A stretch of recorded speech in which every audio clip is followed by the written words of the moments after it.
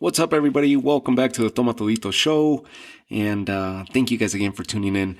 I got a little bit more of a mellow episode today, a little bit more on the sad side of things. This past Saturday, we ended up losing one of the legends of the sport. Not just a legend in the middleweight division, but a legend in the sport through and through. And that is Marvin Hagler, who passed away on Saturday. With that, it brought me to thinking the very least that I could do is to pay my respects to him and put an episode together for him where we could discuss and talk about his stats and the legacy that he left behind, the effect that he had on the sport of boxing, and do right by him. Do right by him as such a big boxing fan. I was always in awe when I watched his fights. I was a little bit young when he was in his prime, but when you get into boxing, if you really respect the sport and you want to do justice to yourself, you have to educate yourself and do your part into educating yourself as to yesteryear, as to the fighters that were there before the fighters that you're watching now, who ended up setting the legacy. There's a reason why certain records are being broken, and records that are being broken they're meant to be broken, right? Like people say, but it's because they were set at one point. And so you want to see, who was this guy that set this record? Who was this guy that had a number of consecutive defenses in this weight division, and who used to run this division? And when you see this, and a lot of times people see film in black and white or in opaque color as dated video or dated film, then they often lose interest, or they don't give it its respect, and they don't want to watch it. They rather just watch the HD or the 1080.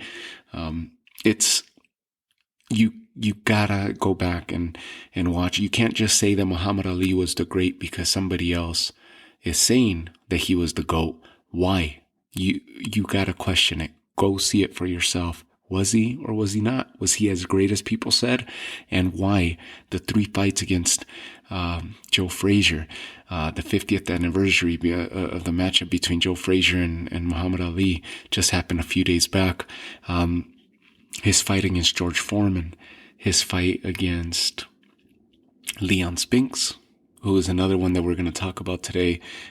Anyways, Sugar Ray Leonard, the 4 Kings, Roberto Duran, Thomas Hearns, and the marvelous Marvin Hagler, who is the 4th king. There's a 5th king out there that people don't give much respect to, and unless you're a hardcore boxing fan, the hardcore boxing fans, the people that study boxing and that respect the annals of boxing, the history of boxing, know that there was somebody that they considered a 5th king if he would have completed the circle himself and faced all 4 of the kings. There was one that he failed to face, and we'll talk about it. I have an episode coming to you here in the next couple of days dedicated to who would have been known or often was called the 5th king.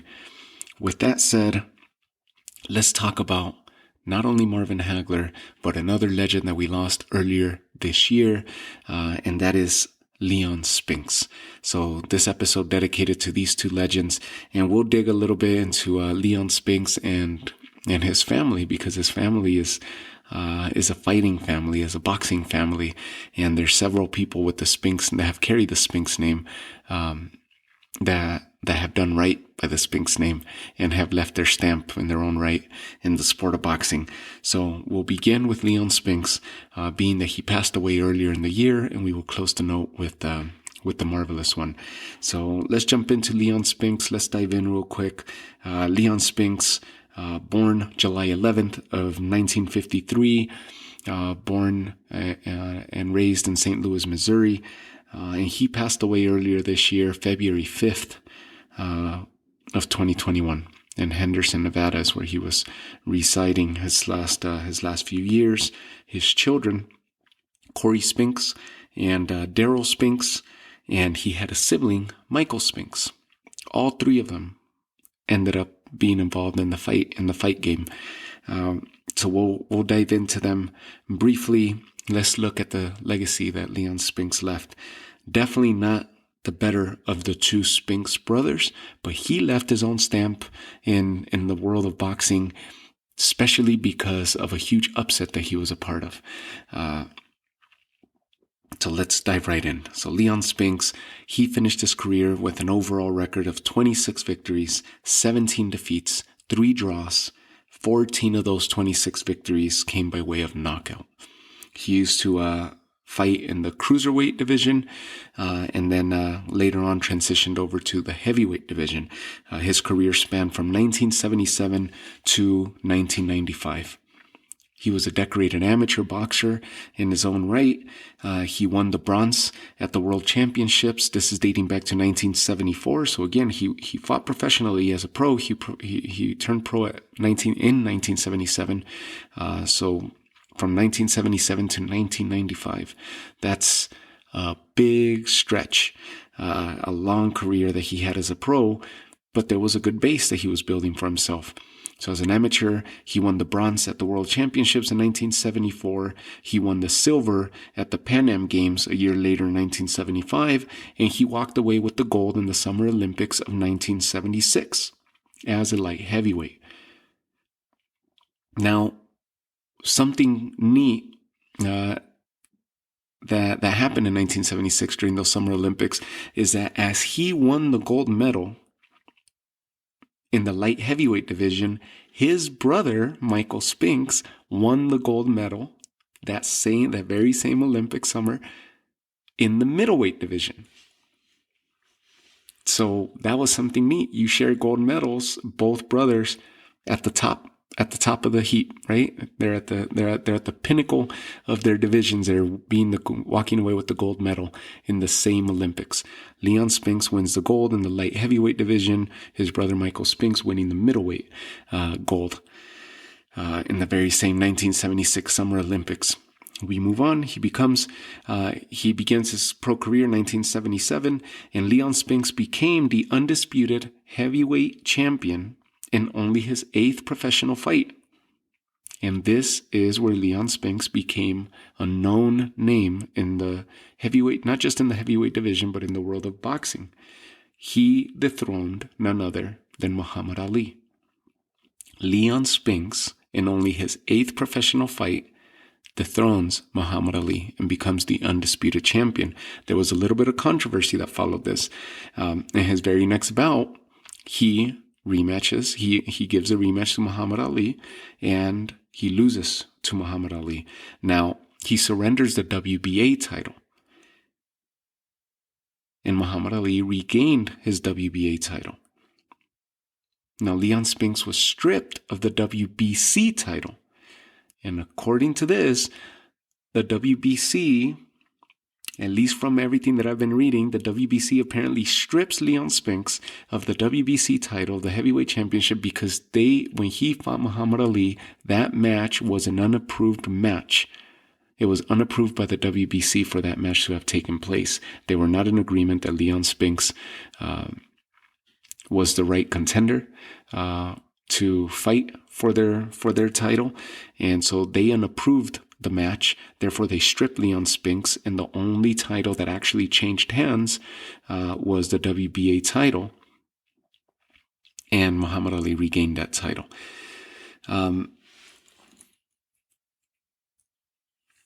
Let's move on here. Yep, sanctioning body. So WBC they basically decided, hey, we don't want you to be our champion, so they didn't approve that match. So the rematch, Muhammad Ali wins, gets his WBA title back. WBC title was up in play again. He was unsuccessful. He had 2 more attempts later on in his career, 2 more attempts at gaining heavyweight gold. And his first one one attempt at heavyweight gold. So 2 attempts at becoming champion once again, right? After that defeat to Muhammad Ali. So he creates this buzz, right, in the boxing world by pulling off an upset in only his 8th professional fight by defeating none other than Muhammad Ali. Then the sanctioning body gets in the way. They're like, nope, this was an unapproved match. WBC takes their title back. They strip him of that title. The WBA still in play. He loses the fight to Muhammad Ali. Muhammad Ali regains one of his 2 straps, and Leon Spinks never wins gold again. That's the route that his career took. He lost to Larry Holmes. Larry Holmes, another legend, another legendary fighter in the heavyweight division. He lost to Larry Holmes, lost by TKO in the 3rd round, and this fight was for the WBC heavyweight crown in 1981. He lost to Dwight Cowie. Dwight Cowie in 1986 put his title on the line against Leon Spinks, and this was the cruiserweight crown, not the heavyweight crown, but the cruiserweight crown. Dwight Cowie, 1986, defends the WBA cruiserweight crown against Leon Spinks and stops Leon Spinks in the 6th round. And that was the second attempt that he had at gold, at a major world title. From there, Leon Spinks' career had several ups and downs, and he ends up finishing with a 26-17 overall record, and as his career and also three draws. His career dwindles down in 1995. Leon Spinks in 2012 was diagnosed with a condition, as it was diagnosed with shrinkage of the brain. And so therefore people started noticing that his speech was starting to be slurred. And it ends up coming back that he had shrinkage of the brain. And it was believed that it was because of the accumulation of punches that he had experienced and received throughout his career, his boxing career. That wasn't the cause though. In 2019, he was diagnosed with an advanced stage of prostate cancer. And it seems like that's what ended up taking the toll on Leon Spinks.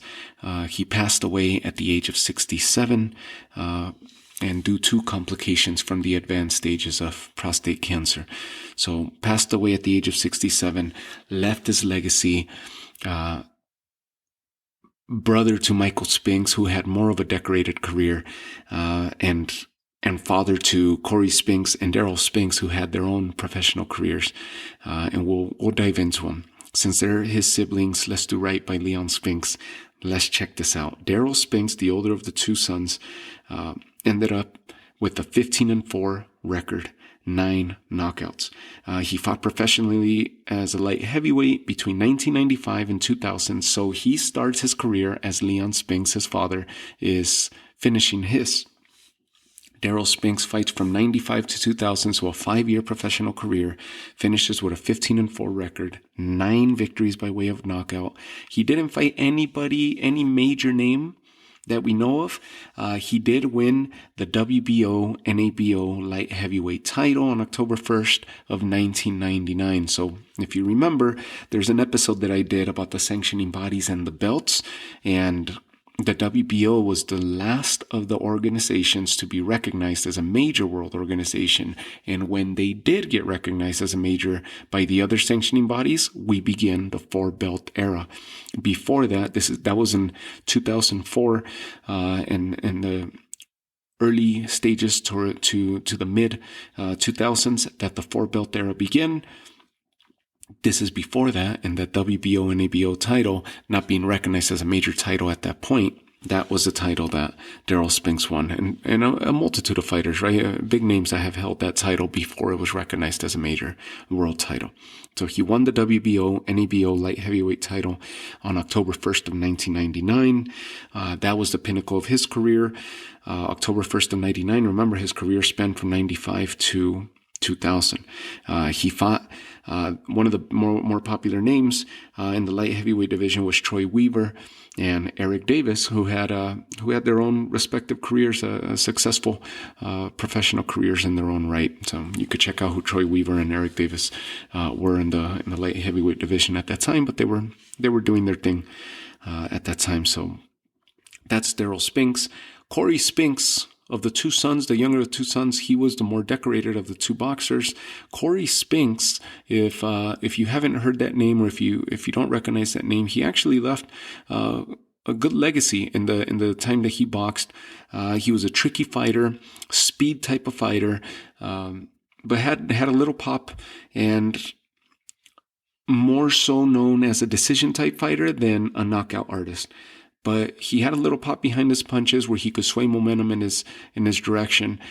He was just quick in and out, tricky fighter.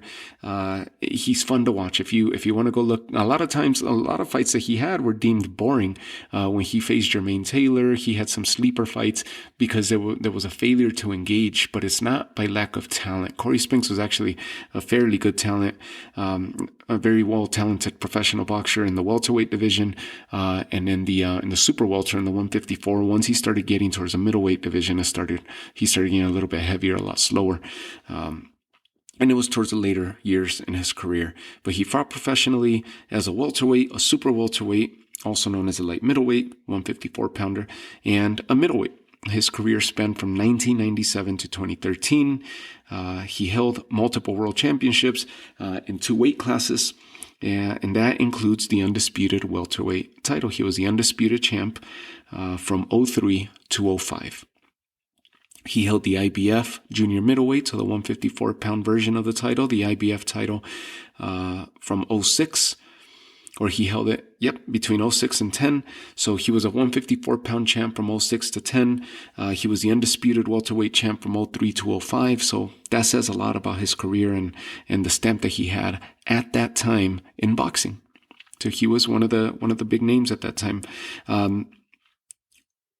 He fought such opposition as Zab Judah is in his resume, Ricardo Mayorga, Cornelius Bunrage, that was more in the 154-pound division, and Jermaine Taylor, whom I mentioned briefly. He finished with an overall record of 39 victories and 8 losses. 11 of those victories came by way of knockout. Corey Spinks had an awesome career, a successful professional career. And we move on to the man who shared gold in the 1976 Summer Olympics with Leon Spinks, and that man being his brother, Michael Spinks. Michael Spinks, he fought professionally as a light heavyweight and also as a heavyweight. He won the middleweight gold medal, like I mentioned, in 1976 at the Summer Olympics, at the same time as his brother was winning the light heavyweight gold, Leon Spinks. As a professional, Michael Spinks became the undisputed light heavyweight champ and also held the IBF heavyweight title. The more decorated of the two brothers was definitely, hands down, Michael Spinks. He fought such names as Dwight Cowie, someone who beat his brother, Jerry Cooney, who's got that famous fight against Muhammad Ali. Jerry Cooney was all over the place in the heavyweight division. He was a name to behold as well in the heavyweight division. He's also known for giving Larry Holmes his first 2 defeats. He fought Larry Holmes in back-to-back fights, and he beat Larry Holmes in back-to-back matches. So he gave Larry Holmes his first defeat of Larry Holmes' career and his second loss in his career. And then he retired after losing. And that's a famous video that's always around with the eyes where he's failing to engage or lock eyes with Mike Tyson. That was his last fight of his career. He retired after losing to Mike Tyson. Today, he's still alive, and people credit him for having walked away at the right time. He walked away with all his faculties, with his health, and with having made some good money. So he was smart in that sense. He didn't push it too long. He finished with an overall record of 31-1. 21 of those victories by way of knockout. So only 10 of those wins came by way of decision that went all the way, and his one defeat against none other than the Phenom himself at that time as he was ascending the rankings and cementing his legacy in the heavyweight division. None other than Mike Tyson retired Michael Spinks. That's the only loss to Michael Spinks' record. A very decorated amateur, very well-decorated professional boxer, and still with us today.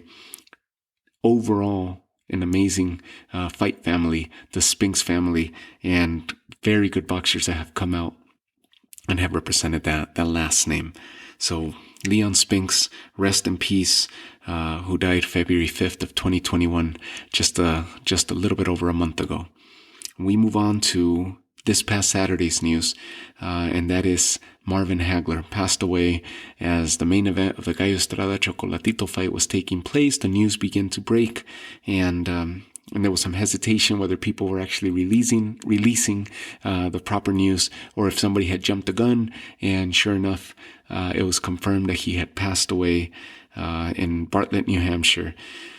Marvelous Marvin Hagler finishes or had an overall record of 62, 3 defeats, 2 draws. 52 of those 62 wins came by way of knockout. Only 10 of those fights went all the way, or 10 of those victories went all the way, that he won by decision. 62, 3, and 2 with 52 knockouts. Marvelous Marvin Hagler was born May 23rd, 1954, out of Newark, New Jersey. He died March 13th, 2021, this past Saturday. Announced or pronounced dead this past 13th. He was a decorated amateur himself. Now, back then in the 70s, the hype used to go to the people that became amateur champs or had an amateur record by way of the Olympics or by way of the Pan Am Games or so forth. He ended up taking a different route, and he was a decorated champ amongst the circles is where they knew his name. But he took a different route. He wasn't your champ, or he wasn't getting notoriety by way of the Olympics and on those type of stages, but he did compete in the national level. So he was a decorated amateur in his own right and having won several titles. 1973 is when he left his stamp in the national amateur rankings. He won the national AAU in the 165 pound. That was a 165 pound title. He won the national Golden Gloves in the light middleweight division. The very same year, 1973, he placed first and was a gold medalist in the United States National Championships. He completed his amateur career with an impressive 55 wins and 1 defeat. He fought professionally from 1973, so he finished his amateur run in 1973 and immediately turned pro. He finishes his amateur career with 52-1, with a 52-1 record, 55-1. Sorry, I'm dyslexic. 55-1 amateur record, and then turns pro that very same year, 1973. He fought as a middleweight the entire time from 1973 to 1987. The career spanned for 14 years, and he was nearly at the top, running that division nearly from the start. 1973, he not only leaves a stamp in the amateur circles, turns pro, and within a matter of years, he was already a world champion. He is known for having defended his middleweight championship for 12 consecutive fights. He defended it 12 consecutive times. This spanned from 1980 to 1986.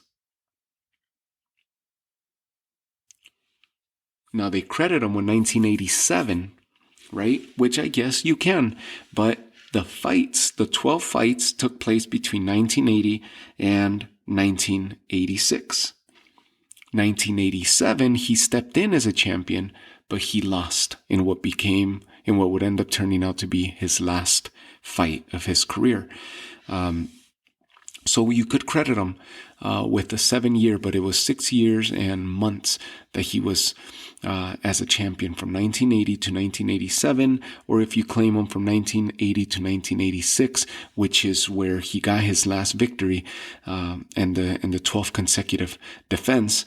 That was the last fight. 1987, well, yeah, you could add time to the reign as he was still champion, but he didn't successfully defend in what would have been the 13th defense of the title. So not a typo.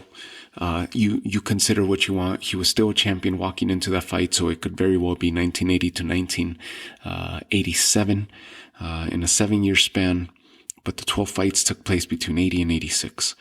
Another cool trivia fact is he didn't like the fact that he started getting annoyed with TV announcers and TV personalities not acknowledging the fact that, not acknowledging his nickname of Marvelous. So it bothered him so much that in 1982, he ends up he legally changed his name.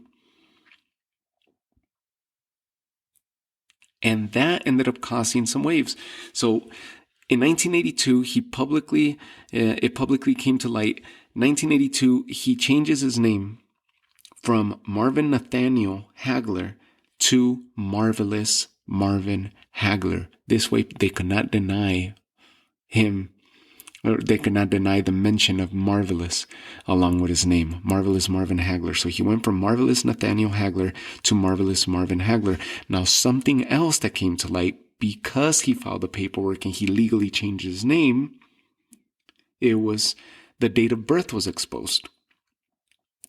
And his date of birth being exposed, the importance behind this is he needed to be 16 years old at least to compete in the amateur ranks, to have entered some of those amateur tournaments.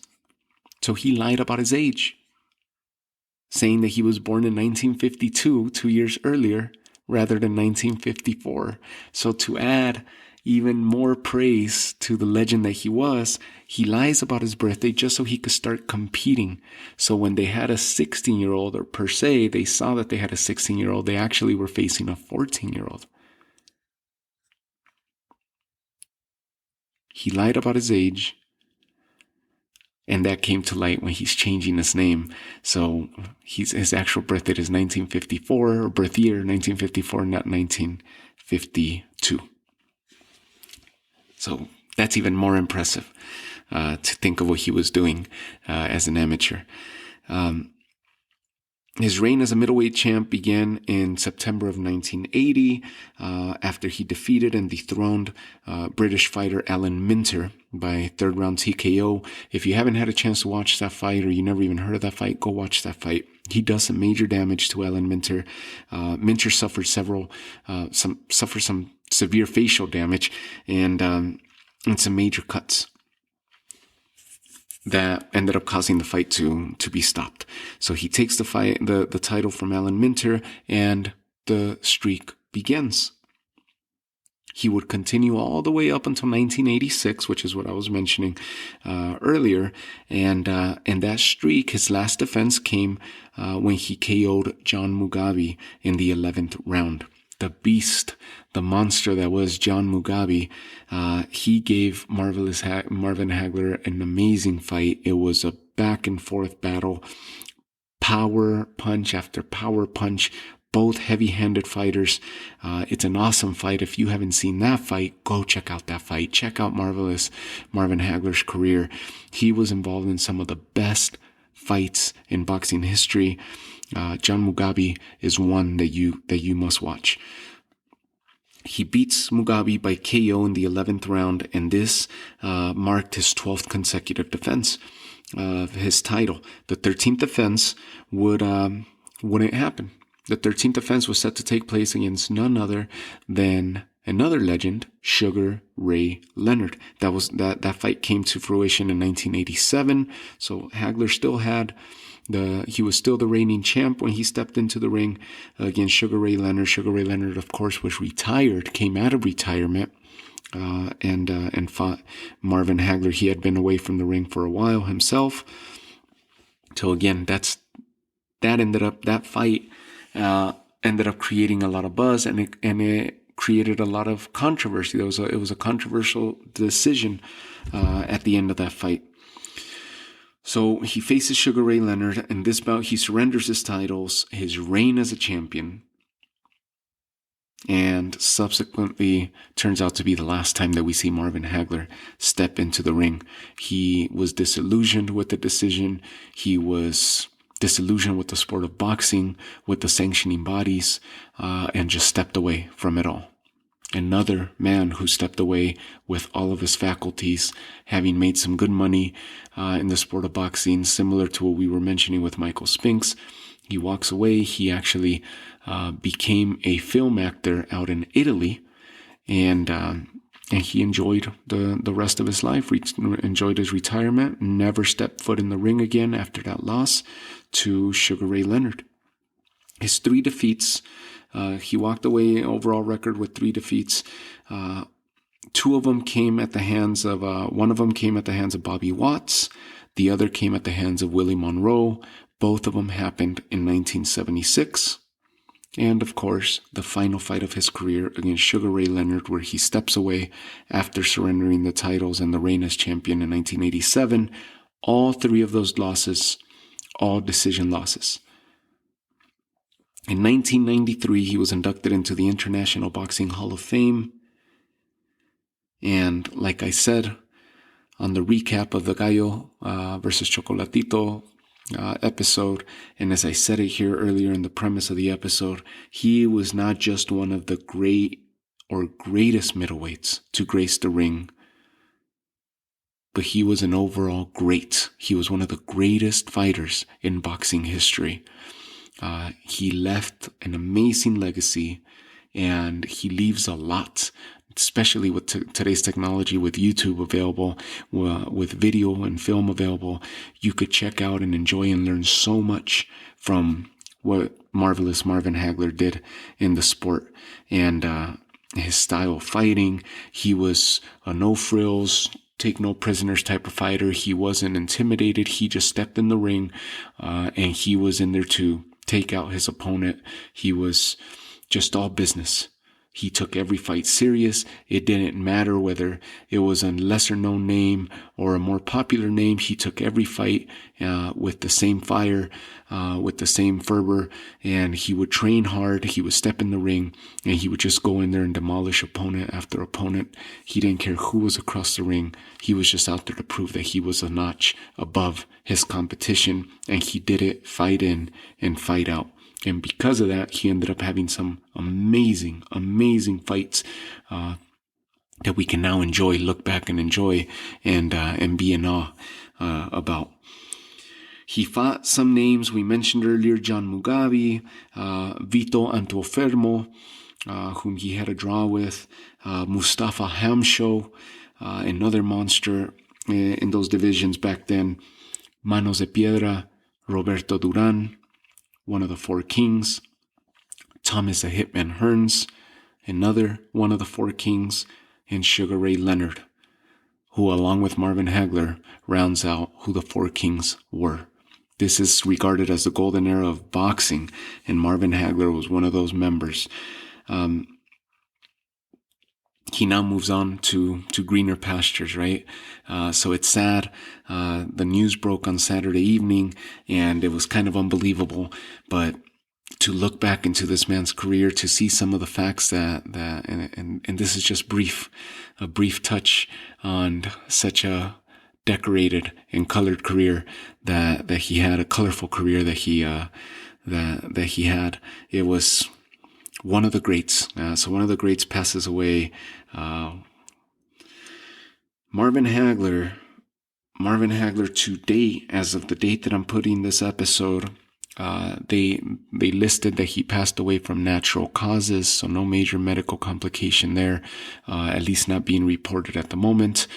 His wife came out to say that it was due to natural causes and that he passed away in comfort and surrounded by family. So to date, no controversy there, or no major illnesses or ailments that nobody knew, or any complications with any major sickness or disease.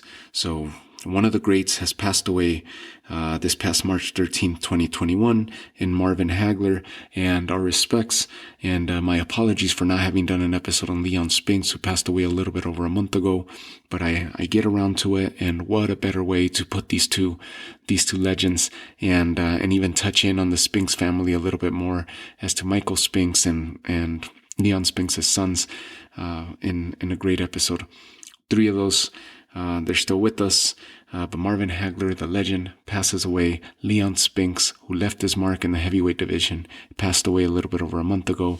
And again, thank you guys for tuning in. I apologize if it brought the mood down a little bit, but if anything, it should liven up.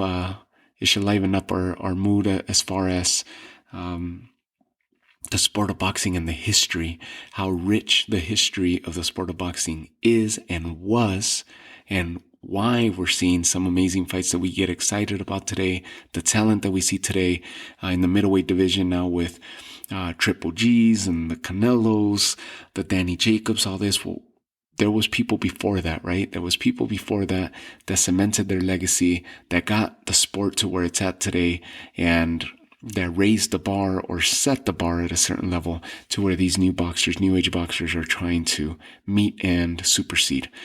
Same with Leon Spinks, pulling those upsets. Those are history-making moments, and so it's awesome to touch back and to pay our respects in that fashion by acknowledging and admiring the work that these men did in yesteryear, in years past. So thank you guys for tuning into the Tomatolito Show. I leave you with this episode. Hopefully you'll go back and watch some of these fights. And if anything, one last thing, if you don't know much about Marvin Hagler or the Four Kings, at least check out Marvin Hagler against Thomas Hearns, which is one of the main historical fights, or one of the best fights that you'll ever watch in your life. It's a short fight, and it was not due to a lack of talent or a lack of action. This is one of the most action-packed fights that you'll ever see. And as a matter of fact, just the first round between Hearns and Hagler is listed and regarded as the greatest round in boxing history. So if you haven't done yourself any justice, do right by yourself, go check out the greatest round in boxing history and just check out the whole fight between Hagler and Hearns. And then based on that fight, you're probably going to watch the Sugar Ray Hagler and then his fights against Roberto Duran, and then John Mugabe. I mean, you name it. But do right by yourself. And then, of course, Leon Spinks, the upset against Muhammad Ali. You want to see that? Michael Spinks, how he retires against his performance in his last fight against Mike Tyson. So I leave you with that. Do your research, do your homework. I leave you guys with a little bit of work to do. And I'll talk to you all in the next episode. Take care of yourselves. Have a good night. We'll talk soon.